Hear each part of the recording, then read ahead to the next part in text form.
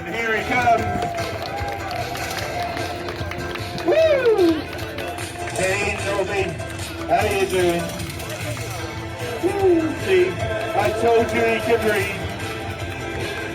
Here he is. Now this guy here, where he comes from in Norfolk, there's actually more churches per square mile than there is anywhere else on the planet.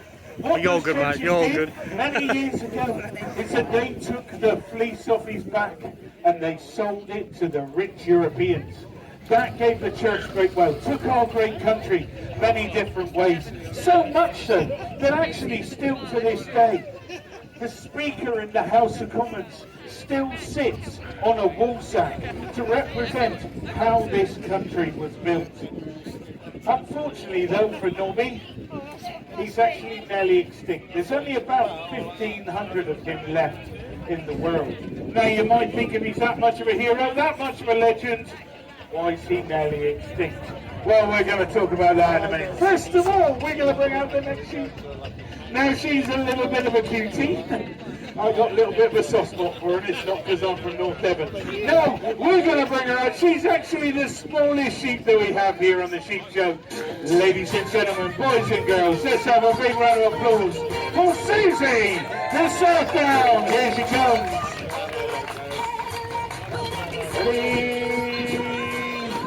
Ready, hop, skip, and a jump. There she is. Hey, Suze, how you doing, my darling? Oh, look at that. Look at her. Doesn't she look yummy? Now, Nobby, he's a legend in this country. Susie, she done one better. She went global. She went to New Zealand. Hey! She went to South Africa. She even went to a country where they talk funny, love themselves, and are rubbish at rugby. Yeah, she went to Australia. And she went there for a couple of reasons. First reason is this. Her fleece, some of the finest wool that we have on any of our sheep today. Great for clothes that are close to our skin. Things like vest pants, socks, things like that. She also went there for another reason, and well, we better come up here out of earshot for this one. She's got some of the sweetest tasting lamb chops you've ever tasted. Now, Nobby here, he likes a jet-set lifestyle in his ladies, and took our Susie out on a date. And that date got romantic. That romance resulted in the #1 breeding sheep in the world. Oh yes, he is the sexiest sheep I know. So ladies and gents, let's have a big round of applause for Sam the Suffolk. Here he goes. Yeah. Sam, read your name. Walking down the street and I knew the freak. Yeah, this is how I roll. I was looking. Pants out control. It's Red Bull with the big ass bra. They like Bruce. Now this guy here, he's what we would call a terminal sire. And for you kids out there that perhaps don't know what that is, it's a great job. He's got about 150 wives. He's only got to see for 6 weeks of the year. All the love, none of the hassle. Anyway, but what makes this guy here so good? Look, he's taken this nice big long back off his dad. We can fit a couple of extra lamb chops in here. He's taken the sweet tasting meat and the fleece off his mum. And that's what makes this guy here so good, because he will actually pass that on to his lambs. Now I said to you that Nobby, nearly extinct, Sam here is actually one of the reasons why. He's come along, he's gone, hey Dad, I can do a better job than you can. Out with the old, in with the new. One of the reasons why Nobby's nearly extinct is Sam's just doing a better job. Right, we're going to bring out the next sheep. She's our country girl. So ladies and gentlemen, boys and girls, let's have a big round of applause for Belinda, the Blueface Leicester. Here she comes. Woo! Hey girl, how you doing? Yeah, got a little booth in my big truck. Look at this young lady here.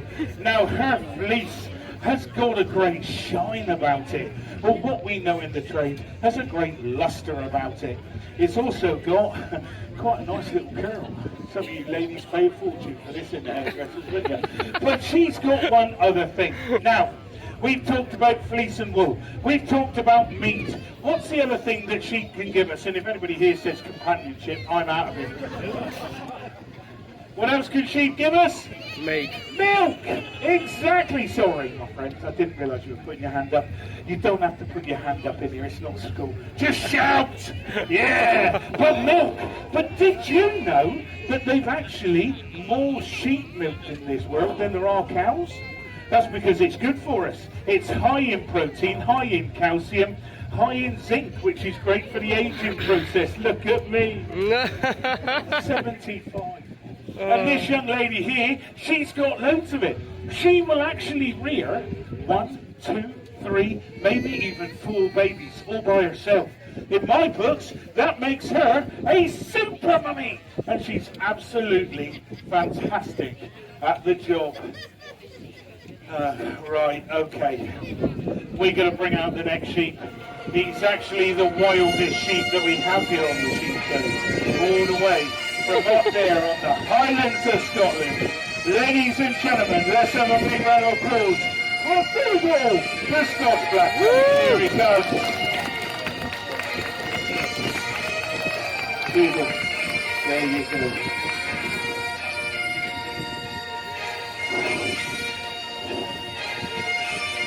I've got to be careful with Dougal, he doesn't like me. And he's got a tendency to give me a Glasgow kiss. And that ain't romantic, boys, I tell you. Right, this chap here, he lives right up there on the Highlands of Scotland. And he can cope with all their wind, all their rain, all their sun and all their snow. Because of this, his fleece. Really coarse on the outside, but actually underneath there's like a thick underlayer. Now we use it in things like carpets, hard-wearing things. We've even started using fleece in aircraft as insulation. Fleece won't catch fire. It will only sit there and smoulder. Now Dougal's what we would call a hefted sheep, which means he lives up there on the Highlands. He doesn't need any fences around him. He'll wander all the way over to the boundary and he'll go, oh, I don't like it there. And back he'll come. He will only come off the hill once, maybe twice a year. First time for a haircut, second time, bit of a nail polish. Other than that, he will stay on the hill. He will be born on the hill, but he'll also die on the hill. Now we have another romance, because our Belinda here, she went up to Scotland on holiday, she saw Dougal and she went, hello, you're a little bit of alright. That romance resulted in the #1 breeding female in the UK. Ladies and gents, let's have a big round of applause for Martha the Mule. Here she is. Woo! Pretty woman. Walking down the street, pretty woman, the kind I like to eat. Nah, I'm only joking, because she's fab. What she's actually done is she's taken the best of both worlds. She's taken the hardiness from her dad. She can cope with all the UK weather, no problem at all. She's taken the super mummy bit from her mum. She will actually rear 1, 2, maybe even 3 babies. All by herself. Made in the UK, for the UK, only found in the UK. Fantastic sheep. Right, whilst those two have a little fight, we're going to bring out the next sheep. He's actually the party animal of the sheep world. Yes, he's the hippie. Ladies and gentlemen, let's have a big round of applause for Dougal, the Scotch Blackbird. No, Lemmy, the Lincoln Longhorn. That's because I was looking in. Woo! Bloody rock!